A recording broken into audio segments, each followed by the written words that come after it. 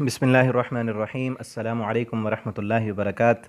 ترجمہ قرآن میں آج انشاءاللہ سورۃ الاعراف آیت نمبر 65 سے پڑھیں گے، اور اس رکوع کے اندر عاد علیہ السلام کی قوم کا تذکرہ ہے۔ پچھلے رکوع میں نوح علیہ السلام کی قوم کا واقعہ بیان ہوا، یہاں عاد نوح علیہ السلام کے بعد حضرت ہود علیہ السلام کو اللہ رب العالمین نے قوم عاد کی طرف بھیجا۔ سبق ہم شروع کرتے ہیں۔ شروع کرنے سے پہلے آپ سے گزارش ہے کہ آپ ان اسباق کو جس طرح خود وقت نکال کر سنتے ہیں دوسروں تک پہنچائیں، فیس بک پر، واٹس ایپ پر ضرور شیئر کیا کریں تاکہ آپ کے لیے بھی یہ صدقہ جاریہ بنے۔ جتنے زیادہ لوگوں تک یہ پیغام جائے گا اور جو لوگ بھی آپ کے شیئر کرنے سے سنیں گے، اس پر عمل کریں گے، یقیناً آپ کے لیے اللہ رب العالمین اس کا اجر رکھیں گے۔ اللہ تعالی ہم سب کو قرآن پڑھنے، سننے اور اس کے مطابق زندگی بسر کرنے کی اللہ ہمیں توفیق دیں۔ اعوذ باللہ من الشیطان الرجیم۔ وَإِلَىٰ عَادٍ أَخَاهُمْ هُودًا، اور عاد کی طرف ہم نے ان کے بھائی ہود علیہ السلام کو بھیجا۔ اور یہاں آگے بھی آئے گا اخاہم سے مراد ایک قومی بھائی ہے، یا یہ ہے کہ انہی کی قوم سے، یہ بھی علی رجل منہم کے لفظ بھی آئے ہیں قرآن میں کہ انہی میں سے، انہی کے نسل میں سے، ان کی برادری میں سے، انہی کے خاندان سے ہم نے رسول بھیجا۔ قال یا قوم، کہا انہوں نے ہود علیہ السلام نے، اے میری قوم، اعبدوا اللہ، اللہ کی عبادت کرو، ما لکم من الہ غیرہ، نہیں ہے تمہارے علاوہ اس کے سوا کوئی معبود، افلا تتقون، کیا تم ڈرتے نہیں ہو، کیا تمہیں اللہ کا ڈر نہیں؟ قال الملا، کہا سرداروں نے۔ پچھلی نوح علیہ السلام کے واقعے میں بھی یہی تھا کہ سردار لوگ آڑے آئے، اور میں نے بتایا تھا ہر قوم میں ہر پیغمبر کی بات کو ٹھکرانے والے پہلے بڑے لوگ، سردار لوگ، جن کو اللہ نے دنیا میں وسعت دی ہوتی ہے، وہی ہوتے ہیں۔ الذین کفروا، وہ سردار جنہوں نے کفر کیا تھا، من قوم ہی، ان کی قوم سے، انا لنراک فی صفاحہ، بے شک ہم دیکھتے ہیں آپ کو فی صفاحہ، بے وقوفی میں، آپ تو بے وقوف ہیں۔ شرک کر کر کے اس طرح عقل جو ہے وہ ماری جا چکی تھی کہ اب شرک سے روکنے والے کو انہوں نے کہا کہ آپ بے وقوف ہیں۔ وَإِنَّا لَنَظُنُّكَ، اور بے شک ہم گمان کرتے ہیں تجھے، من الکاذبین، جھوٹوں میں سے، ہم تو آپ کو جھوٹا سمجھتے ہیں، منہ پر پیغمبر کو جھوٹا کہہ رہے ہیں۔ ایسے ظالم لوگ تو عذاب نہ آئے پھر ان پر۔ قال یا قوم، حضرت ہود علیہ السلام نے کہا، اے میری قوم، لیس بی صفاحہ، میرے ساتھ کوئی بے وقوفی نہیں ہے، وَلَكِنِّي رَسُولٌ مِّن رَّبِّ الْعَالَمِينَ، لیکن میں رسول ہوں رب العالمین کی طرف سے۔ یہ بے وقوف کیوں کہا تھا انہوں نے؟ اور پیارے پیغمبر صلی اللہ علیہ وسلم کے صحابہ نے جب اسلام قبول کیا، شروع میں ہم پڑھ چکے ہیں، اس وقت مشرکین مکہ نے انہیں بھی بے وقوف کہا کہ ہم اس طرح ایمان لائیں جس طرح یہ صفحاء ایمان لائے ہیں۔ تو کیوں کہا انہوں نے؟ کیونکہ پیغمبر جو ہے وہ دنیا کے مفادات کو نہیں دیکھتے، اپنا دنیا کا نقصان نہیں دیکھتے، اپنی آخرت کو دیکھتے ہیں۔ تو اس لیے جب کوئی انسان دنیا کے اپنے فائدے کو، اپنے پرافٹ کو، اپنے دنیا میں ملنے والی لذتیں، رونقیں اور بہاریں، ان کو ٹھوکر مار دیتا ہے کہ یہ حرام ہے، یہ ٹھیک نہیں ہے، یہ درست نہیں ہے، یہ ظلم ہے، یہ زیادتی ہے، آخرت میں اس پر سزا ہوگی، تو دنیا دار لوگ کہتے ہیں کہ دیکھو ہے بے وقوف کہ نہیں، اتنا پرافٹ مل رہا ہے، اتنا فائدہ ہو رہا ہے دنیا میں، اتنی اس کو سہولیات مل رہی ہیں، یہ ٹھوکر مار رہا ہے، یہ تو بے وقوف ہے، یہ تو دنیا کا اپنا فائدہ دیکھتا ہی نہیں۔ پیغمبروں سے بھی اسی طرح کہا، رسولوں، صحابہ کرام سے بھی یہی بات کہے گی۔ آج بھی اگر کوئی انسان اپنے دنیا کے مفادات کو ترجیح نہ دے بلکہ اپنی آخرت دیکھے، دنیا میں حرام ہے، کروڑوں کا اسے پرافٹ ملتا ہے تو ٹھوکر مار دے۔ دنیا دار لوگ جن کی نظروں میں صرف دنیا ہی ہے، جن کا مقصد دنیا ہی ہے، وہ ایسے لوگ کو بے وقوف سمجھتے ہیں۔ وَلَكِنِّي رَسُولٌ مِّن رَّبِّ الْعَالَمِينَ، لیکن میں رسول ہوں رب العالمین کی طرف سے۔ أُبَلِّغُكُم، میں پہنچاتا ہوں تمہیں، رسالات ربی، اپنے رب کے پیغامات، وَأَنَا لَكُمْ نَاصِحٌ أَمِينٌ، اور میں تمہارے لیے ایک ناصح ہوں، نصیحت کرنے والا، خیر خواہی کرنے والا۔ میں تو تمہیں پہلے تنبیہ کر رہا ہوں کہ یہ جو کام کر رہے ہو یہ نہ کرو، اسی پر اللہ کا عذاب آئے گا تم پر۔ او عجبتم، کیا تمہیں تعجب میں ڈالتی ہے یہ بات، ان جاءکم ذکر من ربکم، کہ آ گئی ہے تمہارے پاس نصیحت تمہارے رب کی طرف سے، علی رجل منکم، ایک ایسے بندے پر جو تم میں سے ہے، لینذرکم، تاکہ وہ ڈرائے تم کو، واذکروا، اور یاد کرو تم، اذ جعلکم خلفاء، جب بنایا تم کو اللہ نے خلیفہ، من بعد قوم نوح، نوح علیہ السلام کی قوم کے بعد۔ پچھلا واقعہ نوح علیہ السلام کا تھا نا، تو وہ واقعات تمہیں یاد نہیں ہیں؟ ہود علیہ السلام اپنی قوم کو بتا رہے ہیں کہ پیچھے دیکھو، تم سے پہلے قوم نوح بھی تو گزری ہے، اس سے نصیحت اور سبق حاصل کرو کس طرح اللہ نے طوفان بھیج کر ان کو غرق کر دیا، تم بھی اسی روش پر چلو گے، انہوں نے بھی شرک کیے تھے۔ وَاذْكُرُوا، نوح کے بعد اللہ نے پھر تمہیں بنایا، وَزَادَكُمْ فِي الْخَلْقِ بَسْطَةً، اور زیادہ کیا ہے تمہیں تخلیق میں، بسطتاً وسعت، پھیلاؤ میں۔ اور قوم عاد جو تھی بہت بڑے جسم تھے، ان کے بڑے لمبے قد تھے اور بہت قوت اور طاقت والے تھے۔ یہی پیغمبر کہہ رہے ہیں کہ اللہ نے تمہیں ایک تو یہ خلیفہ بنایا اور دوسرا تمہیں جسمانی طور پر بڑا قوی بنایا ہے، اور ایسی قوت اللہ فرماتے ہیں کہ ہم نے ان کے بعد اس جیسے بنانے ہی چھوڑ دیے، اتنی قوت اور طاقت ہم نے پھر کسی انسان کو نہیں دی۔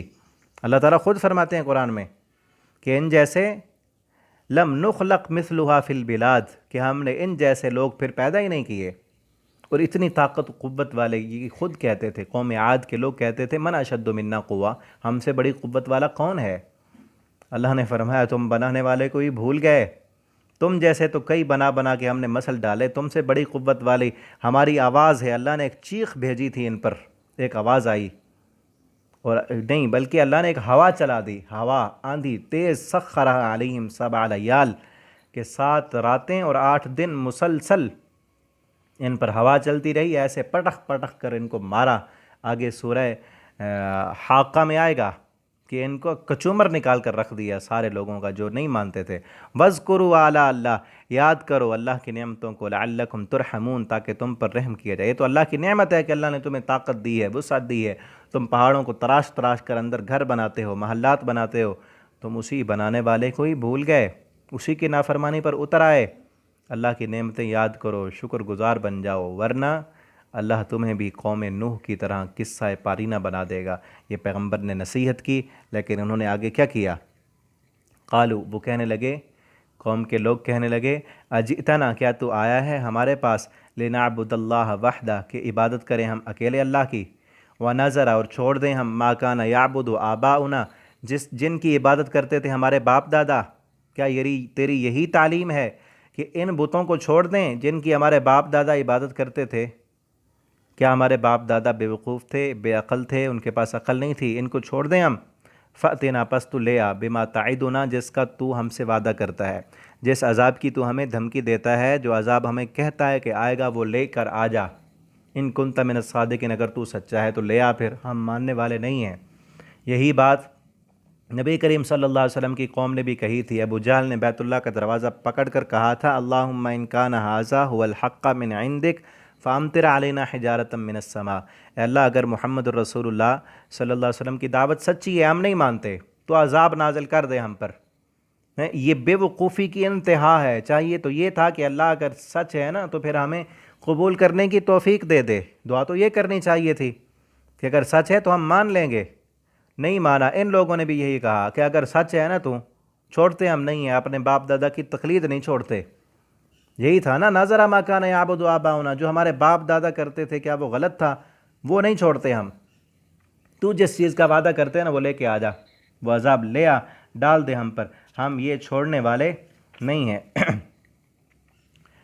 پھر آگے کیا ہوا؟ قالا، تو ہود علیہ السلام نے کہا، قد وقع علیکم من ربکم، تحقیق آ چکا ہے، قد وقع، وہ آ گیا، علیکم، تم پر، من ربکم، تمہارے رب کی طرف سے، وہ عذاب جس کا میں وعدہ کرتا ہوں نا، ایسے سمجھو کہ آ گیا اب۔ تم نے نہیں مانا نا، مہلت تمہاری ختم ہو گئی تو اب آیا۔ رجس، عذاب، و غضب، اور اللہ کا غصہ۔ اتجادلوننی، کیا تم مجھ سے جھگڑتے ہو، فی اسماء، ان ناموں کے بارے میں، سمیتموہا، جو تم نے خود رکھ لیے ہیں، تم نے، و آباؤکم، تمہارے آباء و اجداد نے، ما نزل اللہ بہا من سلطان، نہیں نازل کی اللہ نے اس پر کوئی دلیل۔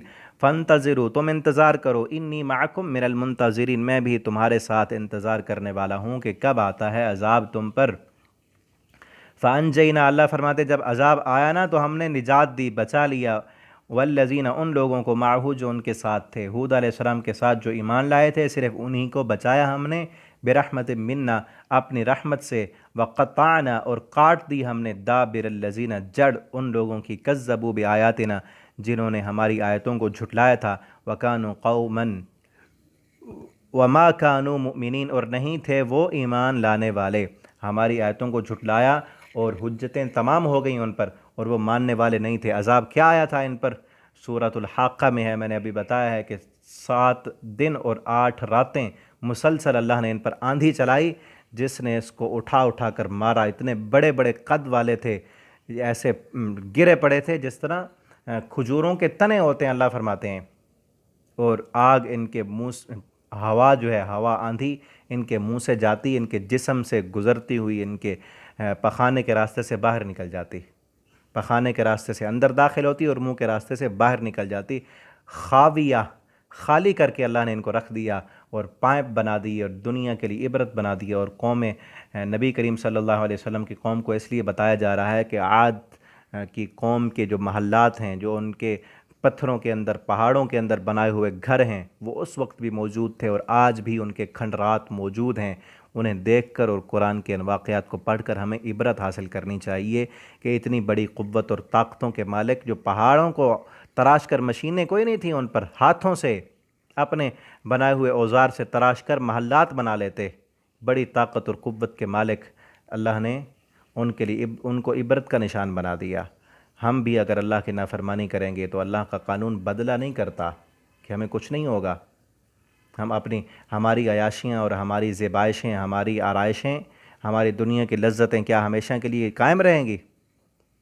ہر انسان کے لیے مہلت ہے، ایک وقت ہے۔ ان کے لیے بھی ایک وقت تھا، اللہ نے ان کو بھی دنیا میں وسعتیں دی تھیں، لیکن اپنی دولت کے گھمنڈ میں، طاقت کے غرور میں آ کر اللہ کو بھول بیٹھے تو اللہ رب العالمین نے صفا ہستی سے مٹا دیا اور دنیا کے لیے عبرت کا نشان بنا دیا۔